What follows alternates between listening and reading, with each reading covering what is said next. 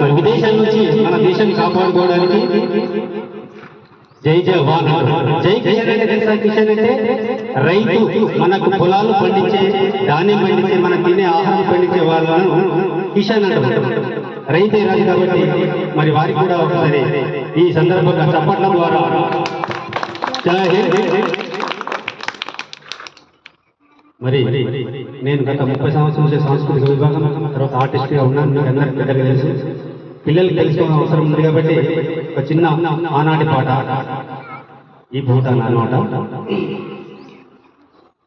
చదువుకున్న మన గాంధీ తాత స్వాతంత్రాన్ని తెచ్చాడు, చదువుకున్న మన అంబేద్కరుడు రాజ్యాంగాన్ని రాశాడు, చదువుకున్న మన నేతాజీ దేశ సైనికుడైన నడిచాడు, గొప్ప గొప్ప మహనీయులు మహాకవులు ఎందరో అయినారు, స్థిరకాయిగా చిరంజీవిగా దేశ చరిత్రలో మిగిలారు.